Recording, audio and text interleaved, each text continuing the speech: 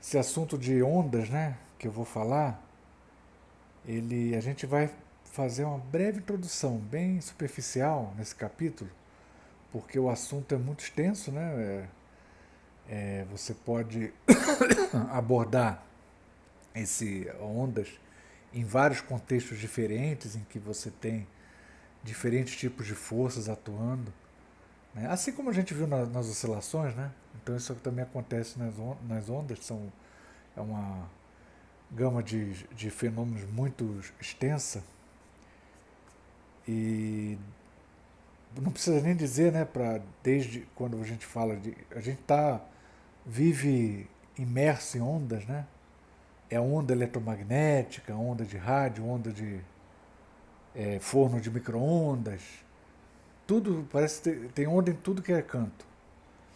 Então é um negócio bem que está muito presente na tecnologia e esse capítulo ele vai servir como uma boa introdução assim bem ainda superficial, mas que vai fazer com que vocês tenham condições, né, de prosseguir outros estudos aí e até continuar, né, nos seus respectivos cursos nas disciplinas mais avançadas, né, correspondentes.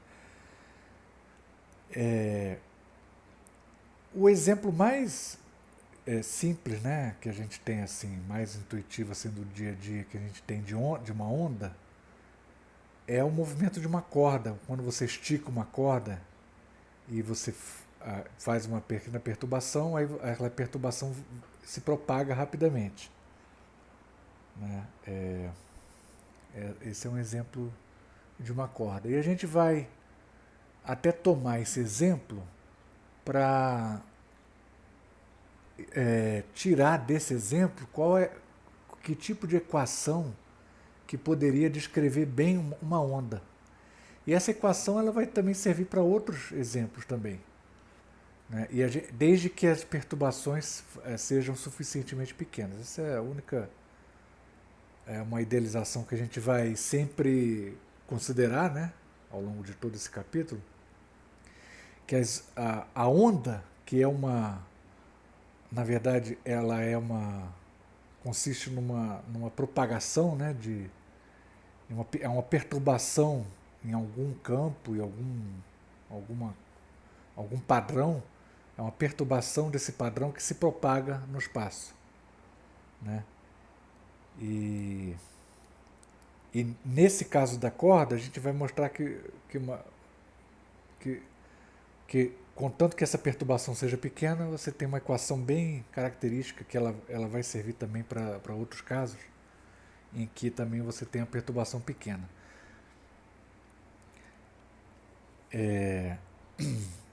Se a gente.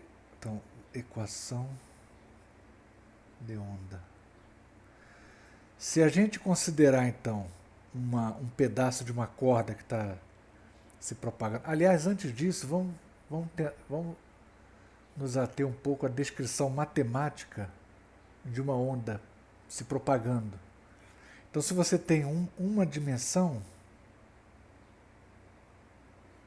se a gente considerar o movimento em uma dimensão, pode imaginar numa corda, né?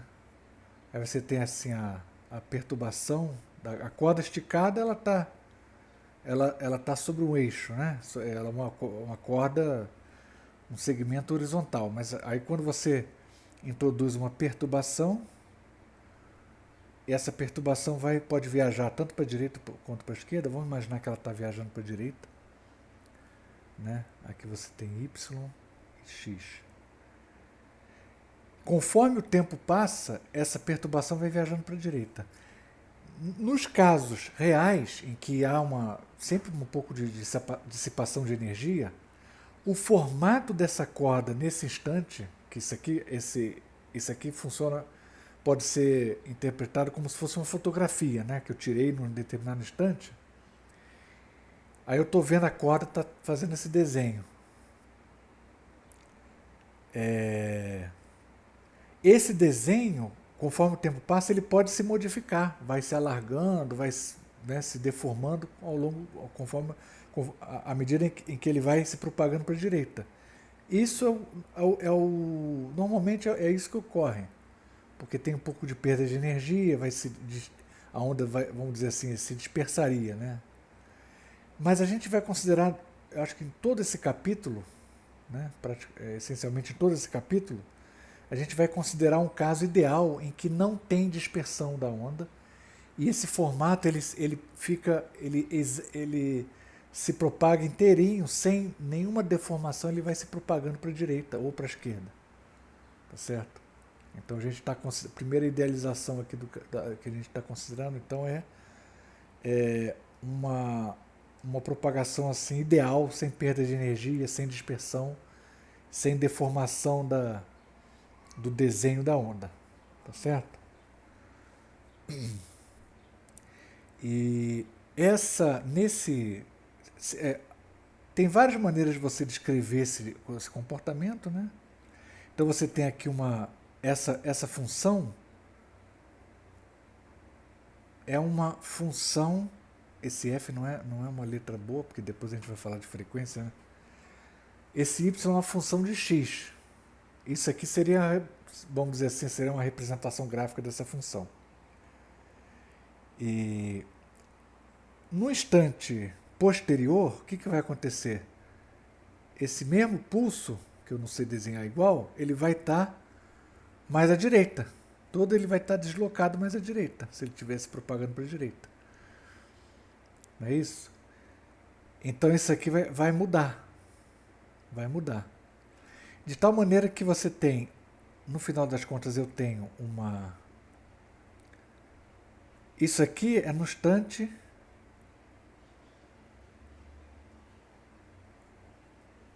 específico. Porque depois desse instante, a função de onda, esse formato vai mudar. De tal maneira que esse pulso ele se desloca para a direita. Tá certo? A gente vai trabalhar então com uma função com duas variáveis. Você tem ao mesmo tempo que a gente tem um desenho lá da deformação, vamos dizer assim, da corda, né? Eu vou falar sempre de uma corda. Da corda. Como função que é traduzido por uma função de y de x, né? Isso no instante específico, essa deformação ela vai mudar no tempo, mas ela muda de tal maneira que essa onda, o desenho da onda não vai ser deformado, ele apenas vai se deslocar como um todo para a direita. Tá? Então o que acontece? Aí você imagina a seguinte modificação, né? O x, se eu considerar uma nova variável x para a direita, mais, sei lá, um delta x aqui, né? Delta x. E o t, uma nova variável t, aqui não era isso que eu queria fazer, ó. Nova variável x, que é igual a x mais delta x, e o t, a gente considera o t, em vez de t, a gente vai considerar uma nova variável t', que é igual a t, o t original, mais um delta t.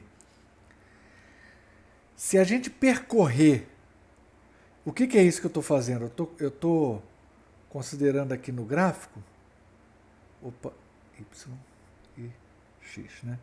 Eu estou considerando aqui um ponto qualquer, aí eu vou avançar um delta x para a direita e ao mesmo tempo eu vou avançar um cadinho de tempo para frente, que aqui o tempo não está representado. Se eu avançar para a direita na velocidade da onda, o que vai acontecer? Eu não vou ver modificação nenhuma, porque o pulso como todo ele vai sendo transmitido para a direita. Ou seja, se esse x' for igual a x mais v vezes delta t, sendo que v é a velocidade da onda, tá certo? O que vai acontecer? Eu vou... É o que aconteceu aqui, né? Se eu pegar esse ponto aqui, por exemplo, peguei esse ponto. Se eu avançar um ΔX dado por V vezes ΔT, eu vou ter, ó, o mesmo pulso, esse mesmo pulso vai estar nessa posição. O que significa que a minha função, ou melhor, y, né, de x' t' é igual ao meu yx de t, x e t.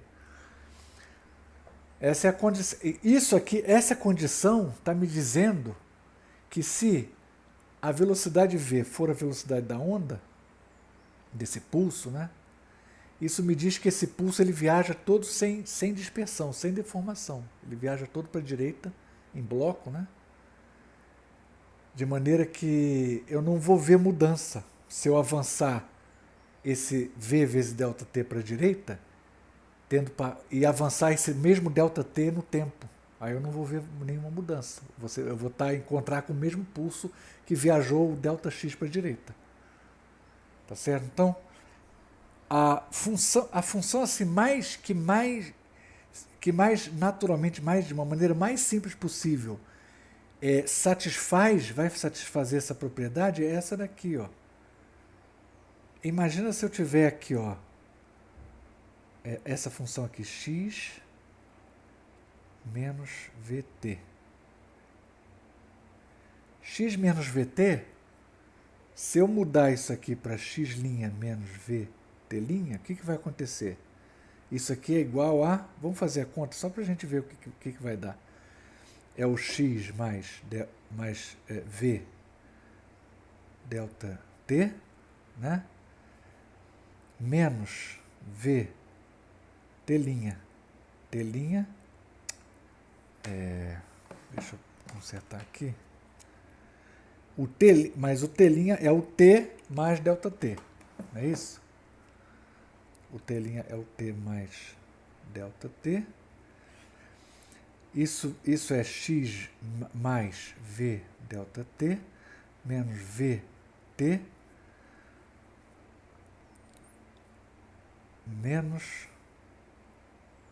menos v ΔT. Tá certo? Aqui cancela, ó. Então isso aqui é x menos vt. Então, portanto, olha só, essa quantidade, quando você faz essa transformação, essa quantidade permaneceu invariante. Ela foi invariante. Conclusão. Qual é a minha conclusão?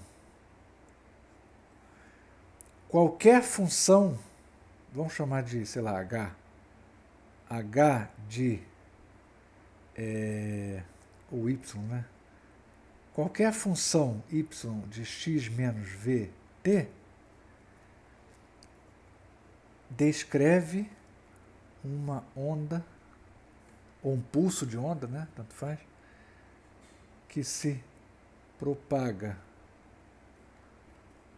para x positivo, para a direita, com velocidade v. Essa é a consequência, e não dá para negar isso aí. Qualquer função de x menos vt vai descrever um pulso que se propaga para o x positivo com velocidade v. Em casa vocês podem verificar isso. Imagina qualquer função e tenta ver, vocês tentam observar que conforme o tempo passa, né, para esse argumento permanecer constante, o x você vai ter que avançar para a direita. E aí você vai ter a mesma perturbação, o y. Tá certo? Então, bom, agora vamos... Então a gente já sabe que esse tipo de coisa, qualquer função desse tipo vai descrever, né, um pulso que se propaga sem deformação do seu formato. Não é isso? Se propaga para a direita. Exercício. Já vou deixar um exercício aqui bem fácil. Verifique que qualquer função de x mais v mais t descreve uma onda ou um pulso. O mais correto é um pulso, mas eu vou escrever aqui onda só para... É uma onda que se propaga para x negativo, para a esquerda. Se propaga para x negativo, ou seja, para a esquerda. Tenta verificar isso com mais calma. Tá certo? Vamos considerar então agora, se tiver alguma pergunta pode me interromper. Tá, a gente vai verificar então a equação de onda para uma corda. Vamos ver a equação de onda para uma corda. Agora sim a gente vai... Equação de onda. Vamos considerar uma corda em uma dimensão. Não é isso? Claro, né? Corda sempre tem uma dimensão, né? E a gente vai imaginar uma corda, uma pequena perturbação se propagando ao longo da corda, e a gente vai desenhar um trecho dessa corda.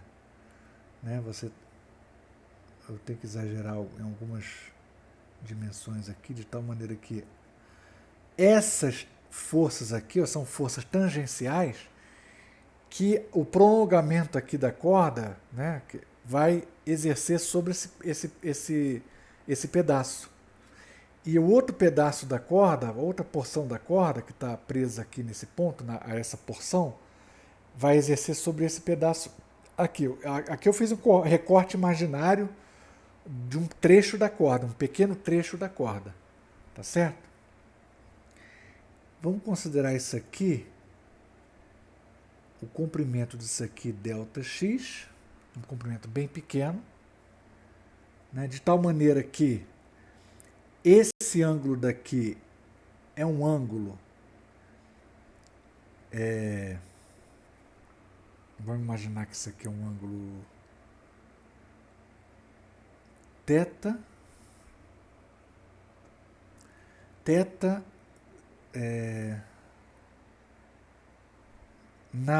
aqui vamos supor, aqui você tem a posição x e aqui x mais ΔX. A gente pode imaginar que isso aqui é a coordenada x, né?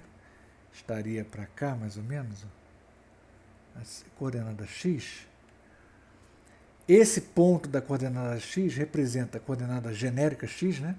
Mais um ΔX. E esse ponto seria a coordenada x. Tá certo? Nesse ponto, a inclinação da força de tração, ela tem, a inclinação é θ. θ, aí eu vou designar aqui um θ calculado em x mais ΔX.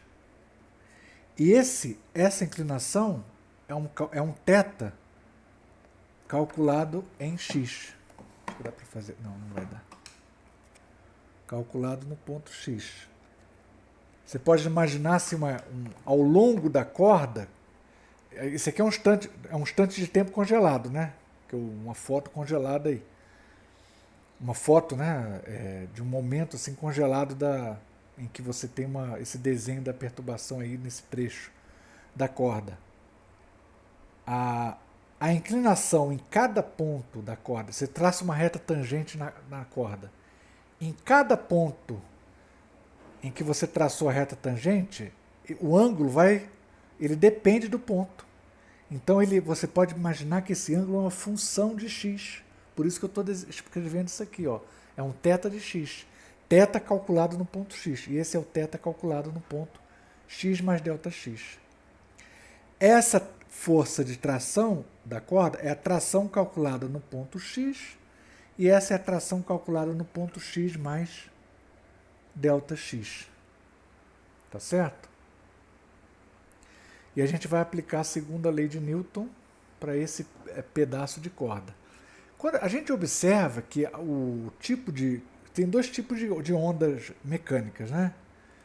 Você tem as ondas transversais, que esse é um exemplo em que a perturbação ela se propaga, mas a perturbação ela é uma perturbação espacial transversal à direção de propagação da onda.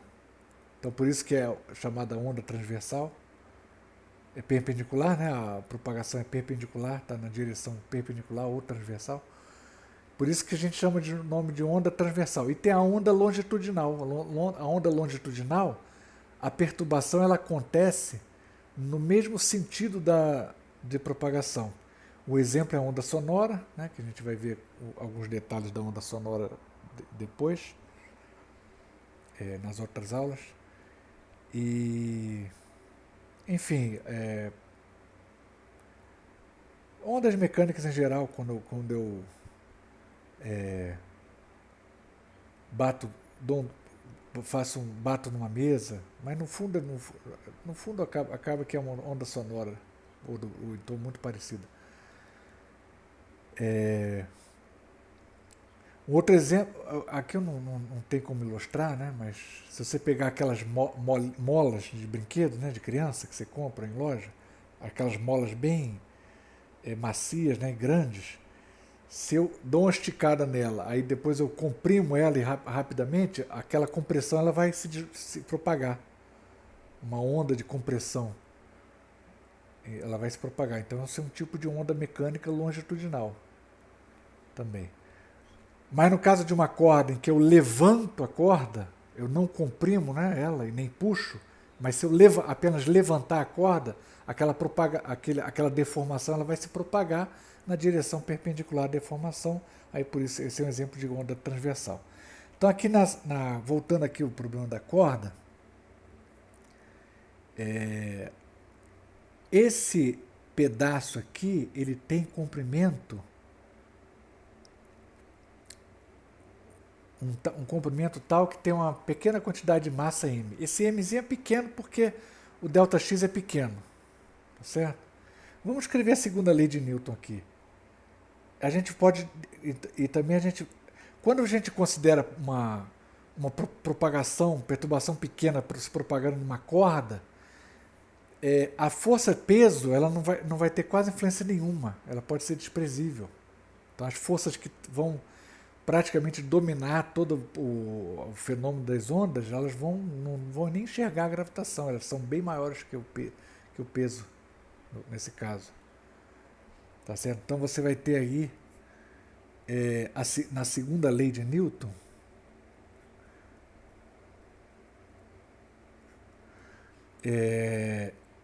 a força resultante. Quem é a força resultante? Vai ser a tração no ponto x, calculada no ponto x mais ΔX, calculada no ponto x mais ΔX. Na verdade, a projeção vertical dela, vamos colocar aqui, ó, na componente vertical. Vamos considerar a lei de Newton na componente no movimento vertical, até porque é o único movimento que existe, né? A onda vai se propagando horizontalmente na direção x, mas a corda ela sempre levanta e desce, ela não se propaga no sentido x, na direção x. Tá claro isso?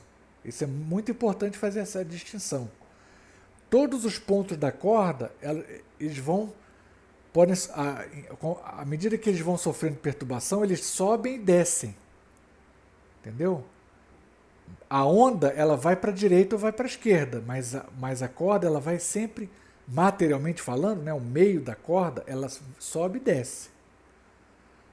A onda não é a corda.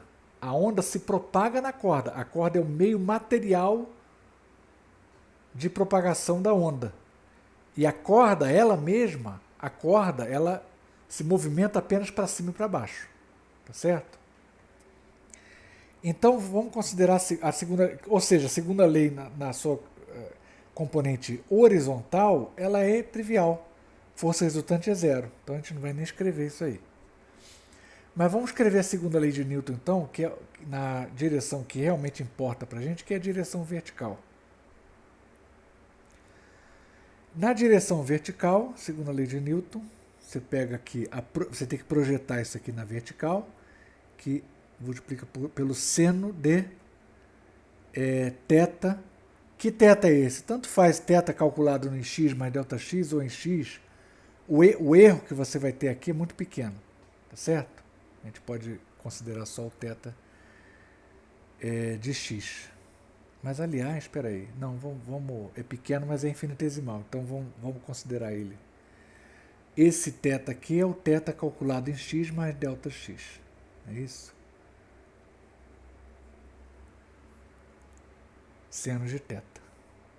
Então, isso aqui, o que é isso aqui? A gente tem a projeção vertical da tração que a corda, o restante da corda, né, o prolongamento da corda, exerce sobre esse pedacinho que tem massa mzinho.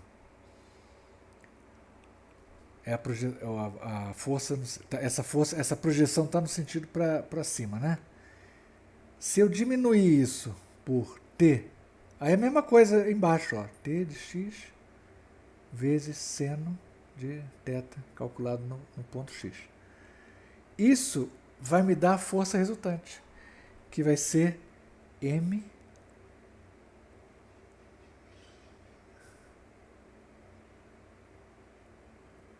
vezes a derivada temporal, derivada segunda. Isso aqui é aceleração em y.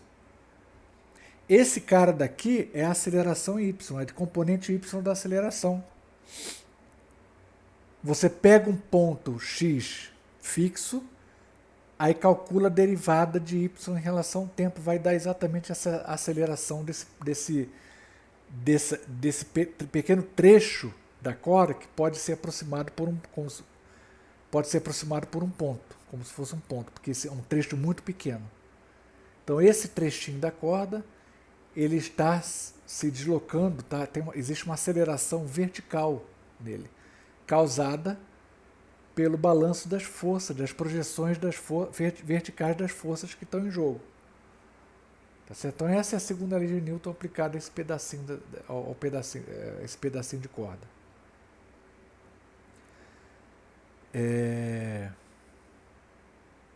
Deixa eu ver aqui, o que tem que fazer aqui.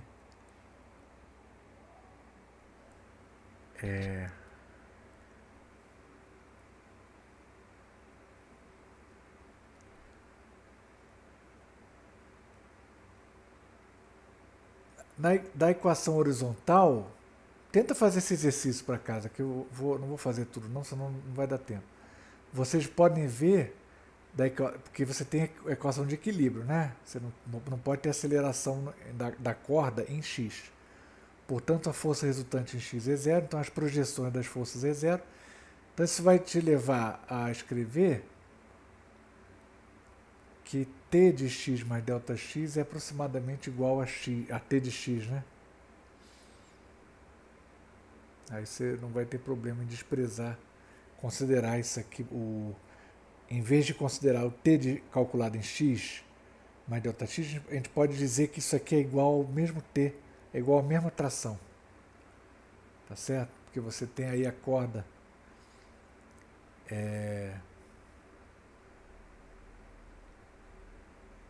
Bom, de qualquer maneira, o erro que você cometeria ao considerar no lugar dessa tração calculada em x mais ΔX a própria tração calculada em x, o erro que você cometeria em fazer isso, ele vai permanecer aqui, ele é um infinitesimal, mas ele vai ser multiplicado por uma quantidade também muito pequena, né?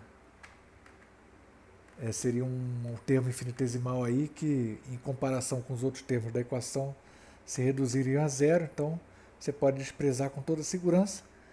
Então eu vou fazer isso, eu vou considerar esse tempo aqui, ó, essa tração, aproximadamente igual a t calculado no ponto x, mesma tração. Tá certo? A tração é a mesma. E tem que ser realmente a mesma, porque ela vai não tem sentido ela ir aumentando, né? No outro ponto da corda, você não pode ter uma tração diferente, muito diferente, né? Então é a mesma tração, ela ao longo da corda. Então eu tenho aqui essa equação, t que multiplica seno de θ x mais ΔX menos seno de θ calculado em x igual a Aí no lugar da massa, eu vou colocar o seguinte, ó, eu vou colocar a densidade linear de massa, que eu vou chamar de μ, só para ficar com a notação igual ao do livro, a anotação do livro, vezes o comprimento da corda ΔX, e essa é a massa, e vezes delta derivada segunda em relação ao tempo de x. Bom, por que eu usei ΔX? Porque na verdade o comprimento da corda é um pouquinho maior. Porque o erro que eu vou cometer aqui vai ser infinitesimal, porque o ΔX ele difere do comprimento real da corda aqui por uma quantidade infinitesimal, porque o ΔX é muito pequeno. Tá certo? Então você pode fazer essa aproximação com a certeza de que o erro que você vai estar cometendo é infinitesimal. Tá certo?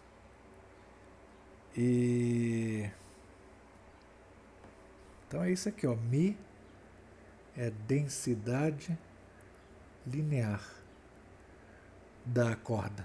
Densidade linear que significa a massa da corda por comprimento. Claro, a gente está considerando uma corda homogênea. Corda homogênea, isso é importante, né? Ou seja, a densidade linear é uma função constante, é igual em todos os pontos. Tá certo? Daí a gente tem essa equação aqui, ó. Né? Aí eu vou fazer o seguinte, ó, eu vou supor que as perturbações são pequenas. Ou seja, eu vou supor que os ângulos θ são todos pequenos. É isso? O ângulo θ é pequeno. É isso? Na verdade, é exatamente por isso que o ΔX é aproximadamente igual ao comprimento da corda, né? Uma pequena falha minha aí. Essa é a razão pela qual a gente pode fazer essa aproximação aqui com a certeza de que o erro ele é infinitesimal. Tá certo? θ é pequeno. Além de ΔX ser pequeno, né? Também a inclinação também é pequena. Os θs são pequenos. Ou seja, você tem realmente pequenas perturbações, né? Muito pequenas perturbações. E nessa equação a gente pode fazer o seguinte, ó, a gente pode aproximar, como o seno é pequeno, a gente pode chamar o seno de tangente. Eu posso também chamar o seno de θ de θ. Mas ele também é igual a tangente, com um erro igualmente pequeno. Então é questão de você escrever. Se eu escrever tangente no lugar do seno, eu vou estar cometendo um erro infinitesimal. Portanto, a equação vai continuar aproximadamente verdadeira. Ok? Ou seja, vai continuar assim, ó, t que multiplica. Vamos passar o ΔX para cá, ó. Tangente de θ calculado em x mais ΔX menos tangente de θ calculado em x. Vamos colocar o ΔX aqui. Isso aqui é igual a μ vezes a derivada parcial segunda em relação ao tempo. O que a gente vê aqui nesse parênteses? Isso aqui nos parênteses é a definição de derivada, né? É a derivada da tangente. À medida que ΔX se aproximar de zero, isso aqui corresponde à derivada parcial da tangente de θ. A tangente de θ é o que, na verdade? Ela corresponde à inclinação da corda. Olha só, inclinação da corda. Quem é a inclinação da corda, tangente de θ? Inclinação. Que é a derivada de y em relação a x. Derivada de y em relação a x. Não é isso? Isso que a gente aprendeu lá no cálculo. Né? A interpretação geométrica para derivada, no caso parcial, né? que o θ é o ângulo que faz com o eixo x, né? Então, portanto, a tangente de θ significa a derivada parcial de y em relação a x. Então, no lugar da tangente de θ, eu posso colocar a inclinação. Ó. Então, você tem aqui,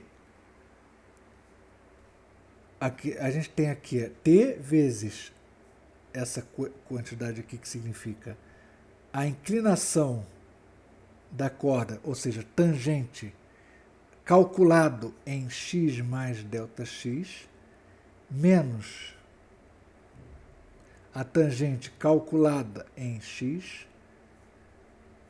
sobre, tudo isso sobre ΔX, isso aqui é μ vezes a derivada segunda parcial, né? Isso aqui, ó, agora eu posso escrever isso aqui como uma derivada, ó. Isso, vamos lembrar aqui, ó, observação. Vamos lembrar da seguinte observação, né? Lembra que o limite para ΔX tendendo a zero da seguinte quantidade, f de x mais ΔX menos f de x dividido por ΔX, isso aqui é derivada, vou colocar notação para uma função de uma variável só, derivada de f em relação a x. Não é assim a definição de derivada? Lembra?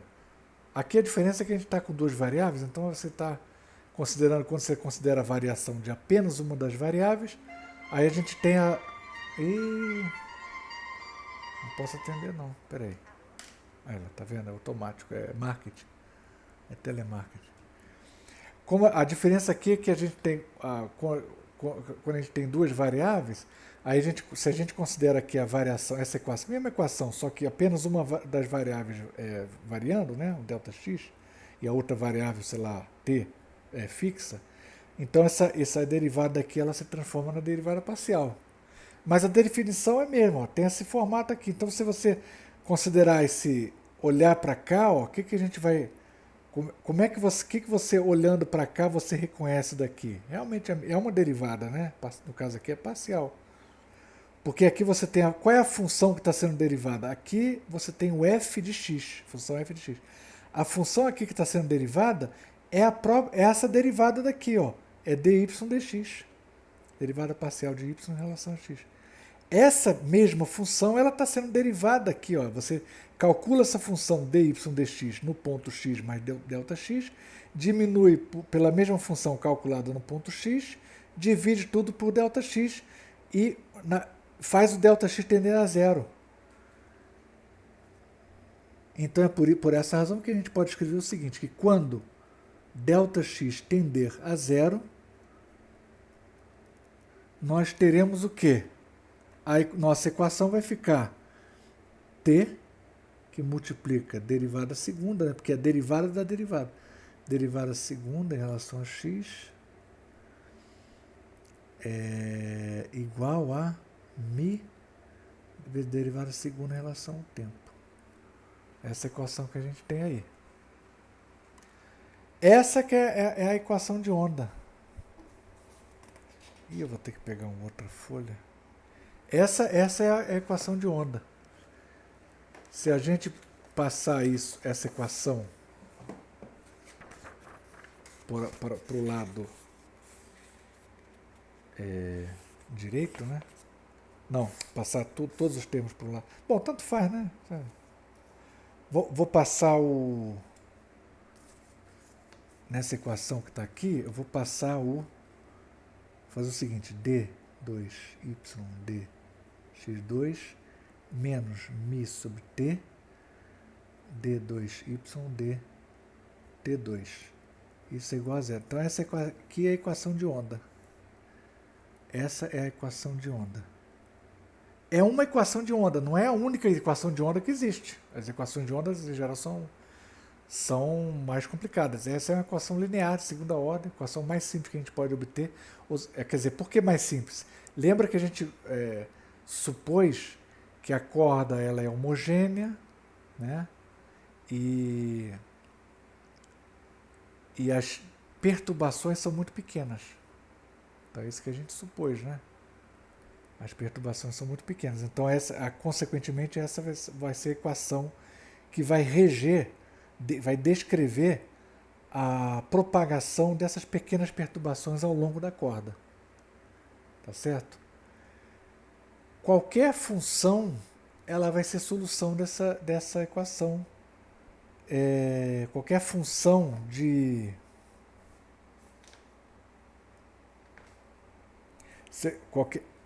Lembra que a gente viu no início da aula?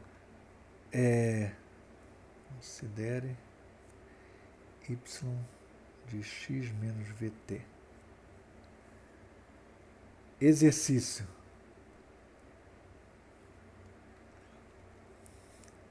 Verifique se qualquer função de x menos vt satisfaz a equação de onda acima. Verifique se qualquer função desse tipo, uma função de x menos vt, satisfaz a equação de onda. Como é que eu faço esse exercício? Então vocês tentem fazer sozinhos, é importante.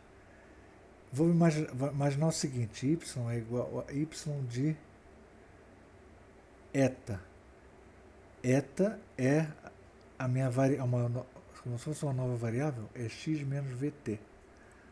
Eu posso representar dessa maneira, né? Y de eta. É isso? A derivada, aí você calcula, ó, derivada de x, derivada de y em relação a x. Quem é a derivada de y em relação a x? Regra da cadeia. Como é que eu faço a regra da cadeia aqui? Derivada de y em relação a eta vezes derivada de eta em relação a x. Na verdade, a derivada de y em relação a eta vezes derivada parcial, porque a derivada ali eu posso chamar de derivada total, né? Porque o y só depende de uma variável só que eu chamei de eta. Então, pela regra da cadeia, eu posso escrever isso aqui, essa derivada dessa maneira. Tá certo?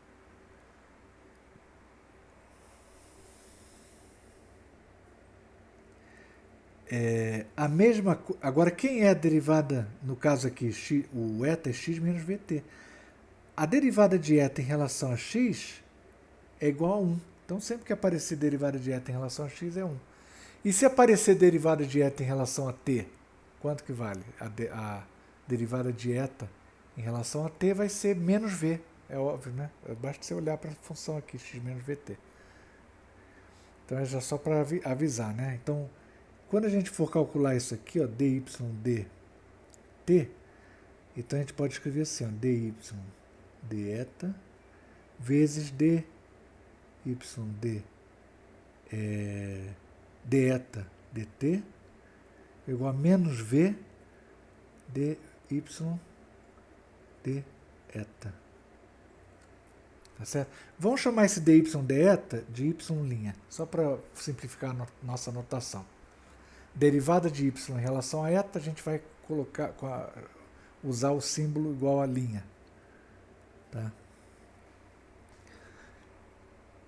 Daqui também eu tiro que a derivada segunda de y em relação a x, né, vai ser... Deriva mais uma vez. Aí você deriva mais uma vez, vai dar o próprio d2y d eta 2, que é derivada segunda em relação a eta. E essa outra conta aqui, ó, faz essa outra conta aqui, tenta fazer com calma, com o vídeo interrompido depois do vídeo. Vocês tentem fazer então essa conta aqui em relação ao tempo. Aí vocês vão encontrar aqui, v ao quadrado y'. É um exercício. Tenta chegar nesse resultado aí.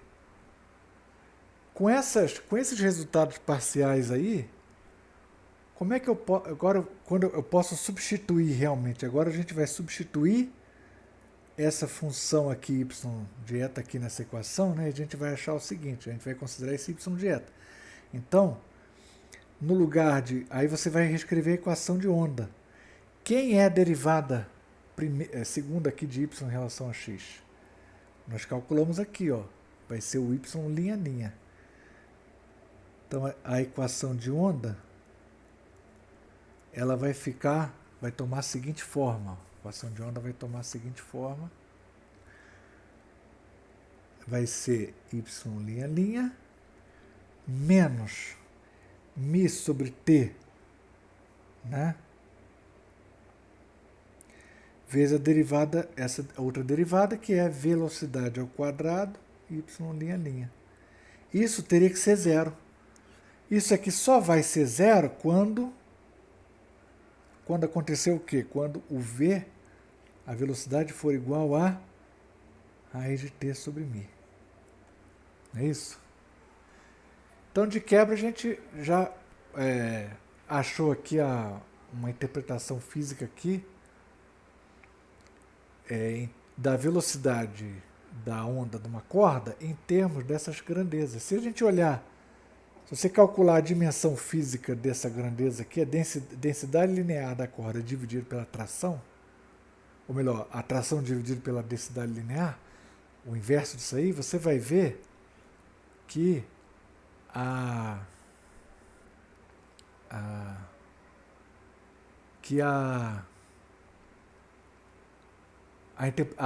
essa quantidade, t sobre μ, tem dimensão de comprimento ao quadrado por tempo ao quadrado, que significa dimensão de velocidade ao quadrado.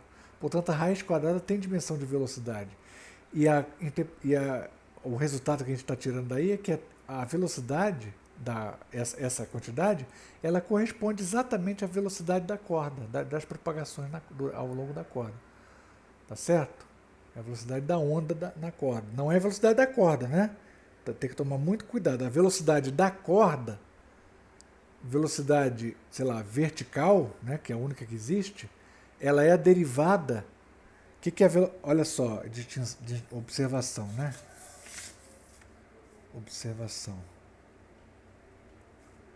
Velocidade da corda. É isso aqui, ó. É a derivada de y em relação ao tempo, parcial. Agora, a velocidade da onda, que é diferente, né? Não é da corda, vai ser v, que é igual a raiz quadrada da tração sobre a densidade linear da corda. Tá certo? Então tem que ter essa distinção bem clara o tempo todo, né?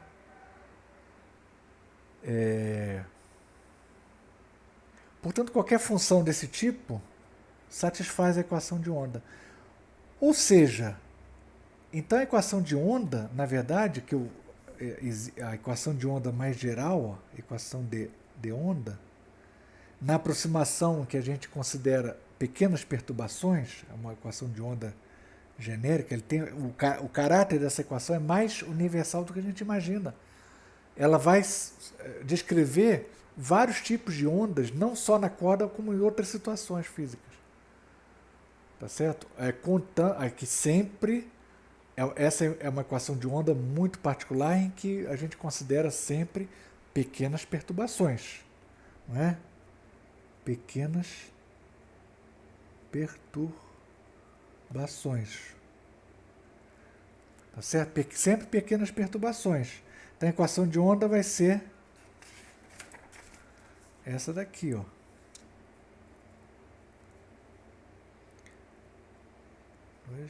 Menos 1 sobre v ao quadrado, são 2 dt2 igual a 0. Então essa é a forma geral da equação de onda, que vai valer para várias situações em que, enquanto as perturbações forem pequenas, essa equação vai te dar uma boa aproximação para te fornecer a descrição matemática da onda.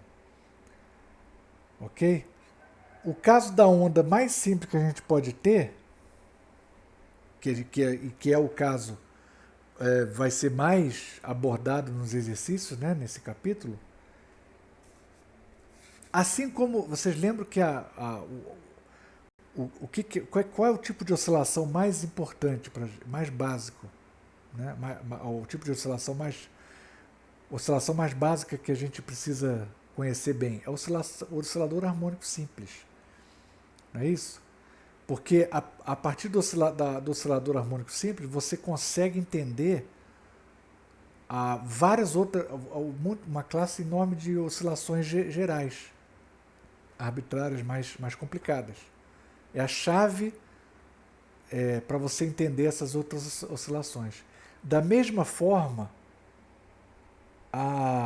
as ondas harmônicas, que eu vou chamar de as ondas harmônicas,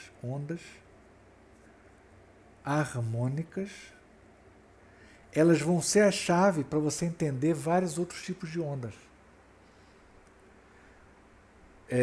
Depois vocês vão ver, né, depois talvez em disciplinas mais avançadas, que existem métodos, né, em que você faz análise de Fourier e tal, e você decompõe uma onda assim, bem difícil, bem complicada, que não tem nada a ver com onda senoidal. Você pode escrever ela como uma soma infinita de ondas senoidais. Certo? Então, é por isso que as ondas harmônicas são muito importantes. Ok? Bom, nós vimos então que qualquer função desse tipo satisfaz a equação de onda e essa equação representa uma onda não dispersiva que se propaga sem perda de energia para a direita. Se você mudar o sinal de mais aqui, aí ela vai se propagar para a esquerda. Tá certo? A função mais simples que a gente pode imaginar aqui, quer dizer, não é a função mais simples, mas a função mais conveniente e natural, e sob certo aspecto também simples, é a função senoidal ou cossenoidal, tanto faz, mas vamos imaginar o seno, por tradição, né, para seguir a notação do livro. A gente vai imaginar então uma função y0, uma constante, né, que multiplica seno a função tem que ser uma função de x menos vt. Então está aqui a função de x menos vt. Só que essa solução é uma função muito particular. A gente pode ainda generalizar introduzindo uma constante k aqui, ó, que multiplica o argumento. Vamos introduzir uma função k que multiplica o argumento. Tá certo? Então isso aqui é um tipo de função muito conveniente, razoavelmente geral, que funciona para em várias situações.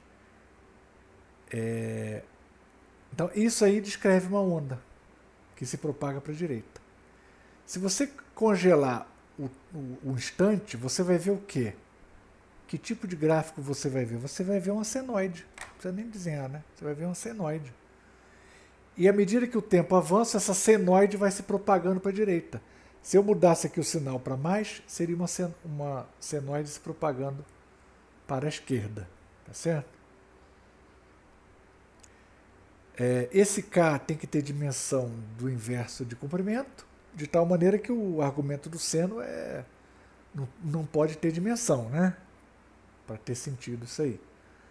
Porque aqui o y0 é a amplitude da onda, né? E tem dimensão de comprimento também. Y0, então a gente pode escrever dessa maneira aqui, seno de kx menos kvt. Tá certo? É assim que você vai... E a gente pode chamar esse... Bom, quem seria o comprimento de onda? A onda é essa daqui, né?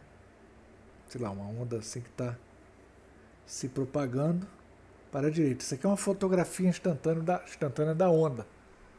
É uma foto da onda, né? Num determinado instante.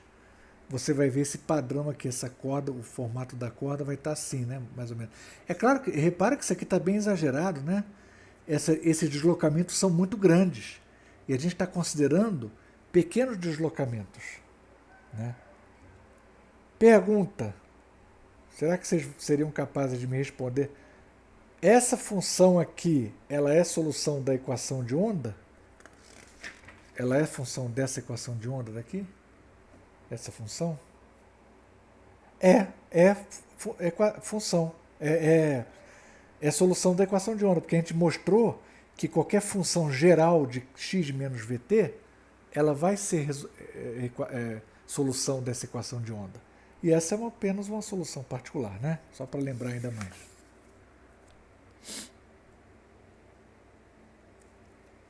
Então essa foto aqui da corda, a gente tirou uma foto da corda, vai ver mais ou menos um padrão desse tipo, né? Se eu percorrer, eu estou nesse ponto aqui, eu percorro daqui até aqui, ó, eu vou chegar na mesma altura, mesmo ponto. O meu deslocamento vai ser o mesmo. Não é isso? Porque é a propriedade do seno, né? Seno kx vai para um seno de kx', que é igual a seno kx mais 2π. Se eu mudar, mais 2π não, mais lambda. Deixa eu mudar isso aqui, peraí, para ficar claro, senão vai... Tá armando uma chuva aí, mas até agora não chove, tá abafado, dá até medo. Vamos colocar o lambda aqui, fecha o parênteses. Então o negócio é esse aqui, ó. Essa condição aqui está me definindo um comprimento de onda. Isso aqui seria um valor. Qual é o valor mínimo que, se eu somar x, ou seja, qual é o valor mínimo que, se eu andar para a direita, somar x, eu vou obter a mesma perturbação y? Essa é a definição do comprimento de onda. Tá certo? Então essa equação, a solução dessa equação vai te dar. Esse valor mínimo tem que ser tal que aqui você tem kx mais k lambda, tem que ser tal que essa quantidade aqui corresponde a 2π, que é uma volta inteira. Aí eu vou ter o seno não vai ter mudado. Tá certo? Portanto, k lambda é igual a 2π. K lambda é 2π. Ou seja, o k é 2π sobre lambda. Isso a gente vai chamar de número, tem nome, né? Número de onda. Número de onda. É o K. Constante K é o número chamado número de onda e está relacionado ao comprimento de onda por essa equaçãozinha simples aí. E ao mesmo tempo, a gente sabe que aqui você tem o comprimento de onda, né? Comprimento de onda. Você vai passar aqui, ó, a corda ela vai passar vai continuar passando, e as cristas sucessivas, elas vão passando de tal maneira que elas vão passar por o mesmo ponto com uma certa frequência, né? Elas vão passar por sei lá, eu fixei aqui, fixa esse ponto aqui. Essa crista vão passar 9 cristas em 3 segundos. Se passarem 9 cristas em 3 segundos, significa o quê? Que eu tive uma oscilação. Passaram-se 9 ciclos em 3 segundos. Não é isso? Que são 9 comprimentos de onda em 3 segundos. Então, isso significa que comprimento de onda, se eu multiplicar pela frequência, que é o número de ciclos por segundo, por unidade de tempo, eu vou ter a velocidade de propagação da onda. Então essa equação é outra equação fundamental, né, a partir da qual você tira várias outras relações também, enfim. Tá? Se alguém achar isso que eu acabei de falar um pouco confuso, tá? Pode me interromper que eu posso explicar novamente. Tá? Esse Fzinho que eu escrevi aqui é a frequência da onda, é o número de ciclos. Se eu fixar um ponto, é o número de cristas, né, vamos dizer assim, que passam por esse mesmo ponto, por unidade de tempo, sei lá, a cada 1 segundo, por exemplo. Aí você vai ter a frequência como número de ciclos em 1 segundo, que a unidade no sistema internacional para isso é Hertz. Não é isso? Então essa equação, ó, da velocidade. Agora quem é esse cara aqui, ó, KVT? Vamos calcular essa quantidade que aparece lá na função de onda? Vamos calcular esse treco aqui. KVT é igual a... O K é 2π sobre lambda, vezes a velocidade, que é lambda f, e vezes o tempo. Não é assim? K, 2π sobre lambda, vezes a velocidade, que é lambda f, e vezes o tempo. Isso aqui é igual, lambda cancela ali, vai dar 2π f vezes o tempo. E a gente chama, lá nas oscilações, no capítulo de oscilações, a gente chamava isso aqui de uma letra ômega, né? Que a gente usava. Era a frequência angular. Frequência angular, quando você multiplica 2π, no caso é 2π radianos, né? Você multiplica por uma frequência de número de ciclos por segundo, aí você vai ter a frequência angular. De tal maneira que a nossa função de onda pode ser escrita dessa maneira. Ó. Pode ser escrita por meio dessa equação aqui. Y de x e t é a função de onda, né? A função de onda é uma amplitude, y0 ou a, qualquer letra, o livro está usando a letra a, né? Parece, o a maiúsculo, vezes o seno de kx menos ômega t. Ok? Então você pode escrever dessa maneira. Então, cada quantidade que está aqui, você sabe. Os x e t são variáveis, tá certo? Y é a deformação da corda, né? Ou ela pode estar um pouquinho para cima ou um pouco para baixo. O y0 é a amplitude da onda. Y0 é a amplitude da onda, né? Amplitude da onda. O K é o número de onda, que é igual a 2π sobre o comprimento de onda. E o ômega é a frequência angular, que é 2πf.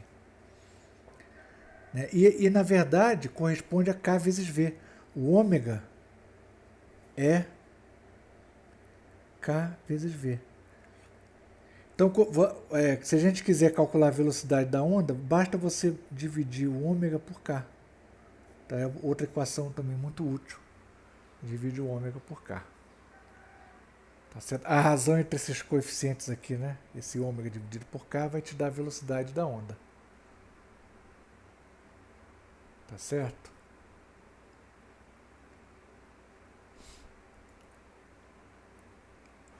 Na verdade, corresponde à combinação mais simples possível entre as grandezas que estão aí presentes, que tem dimensão de velocidade. É uma sorte, né?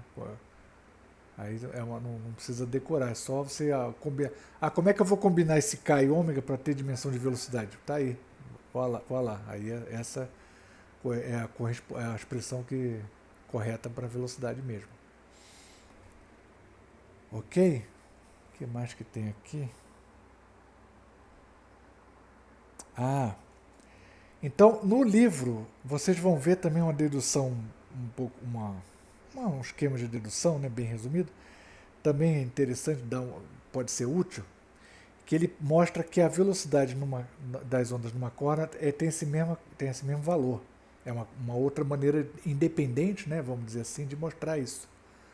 Então, quer dizer, essa equação que a gente tem, né, da velocidade da corda, das pequenas perturbações numa corda, é bem seguro. Você pode obter isso por caminhos independentes, né, caminhos diferentes. E o livro ele faz isso, ele mostra que a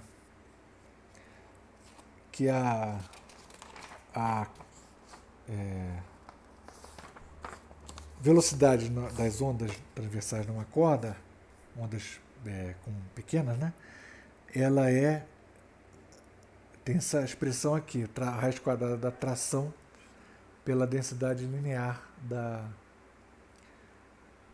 da corda. E é possível também calcular a velocidade também no caso das ondas, em que pequenas perturbações se propagam, em outros contextos diferentes, como por exemplo ondas sonoras no ar. Ondas sonoras no ar. Então você pode, por exemplo, eu não vou fazer aqui para não já acho que já passei do limite hoje. Você pode mostrar que isso aqui que a velocidade das ondas sonoras no ar seria igual a constante B sobre a densidade volumétrica do ar, raiz quadrada. Sendo que B é uma propriedade intrínseca de um sólido, né? Em geral, pode ser, mas não necessariamente sólido. No caso de um gás, né? Do ar. Porque o som se propaga no sólido também, né? Até com velocidade maior. De tal maneira que esse B é uma propriedade definida da seguinte maneira. Vai ser... quando... Eu vou escrever a equação, depois eu vou explicar, né? É aqui um volume relativo. Se eu tenho uma porção de um sólido, uma substância que pode ser um gás também, mas em geral um sólido, que ocupa um certo volume V, eu exerço, existe uma pressão aqui em volta, né, desse sólido. Se eu aumentar a pressão, causar um aumento de pressão dado por ΔP, eu aumentar a pressão, o que acontece? O sólido tende a ocupar um volume um pouco menor. Então a tendência é o volume desse sólido sofrer um decréscimo. Então se eu aumento a pressão, a um aumento de pressão vai corresponder a um decréscimo de volume. Vai corresponder a um volume menor. De tal maneira que esse sinal de menos ele está aqui justamente para fazer com que essa quantidade seja positiva. Porque o ΔV vai ser negativo. Se ΔP for positivo, o ΔV é negativo e vice-versa. Né? Quer dizer, se eu aumentar a pressão, o ΔV vai ser negativo, o volume vai diminuir. O quanto que de volume relativo, que essa aqui é a expressão do volume, ΔV sobre V, é o volume relativo, o quanto de volume de decréscimo relativo um determinado sólido vai experimentar quando a pressão sofre um acréscimo conhecido. Isso vai depender, é uma propriedade intrínseca daquele corpo. Tá certo? Os sólidos, eles têm esse coeficiente é muito grande. Esse que é chamado módulo. Isso aqui é o módulo. Módulo. Esqueci. Módulo volumétrico, né? Uma coisa assim. Módulo volumétrico, algo desse tipo. O módulo volumétrico aqui para um sólido, ele é muito, muito grande quando comparado com os módulos de fluidos, né, e gases. Muito grande. Porque para você diminuir o volume de um pedaço de um sólido, você precisa de aumentar muito a pressão. Então, daí por isso que esse módulo é grande nos sólidos. E aí isso vai por isso que a velocidade nos sólidos a velocidade do som nos sólidos ela vai ser muito grande. Muito maior do que a velocidade do som no ar, por exemplo. Tá certo? Então é isso aí. Aí eu recomendo que vocês olhem o desenvolvimento dessa velocidade ali no livro, né, para dar uma ideia. E o que vai ficar faltando aqui para gente é reta final antes do Natal, né?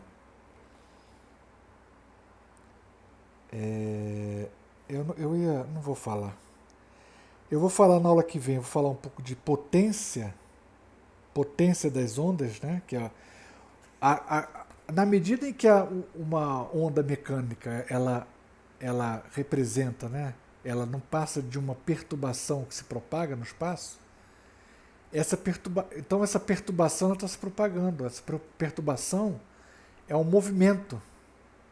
Sei lá, a corda vai para cima e depois volta, vai para baixo e depois volta. Se você sentir lá, estiver em contato, a sua mão em contato com a corda, o que vai acontecer? A sua mão vai ser empurrada para cima e para baixo. Então ela ganhou. Então, nesse sentido, a sua mão ela recebeu momento linear e energia. Portanto, a onda ela é uma perturbação que se propaga. E você pode olhar a onda também como como a entidade em que a instância em que a momento e energia são propagados no espaço, se propagam no espaço. Tá certo? Então uma onda ela transporta energia e momento.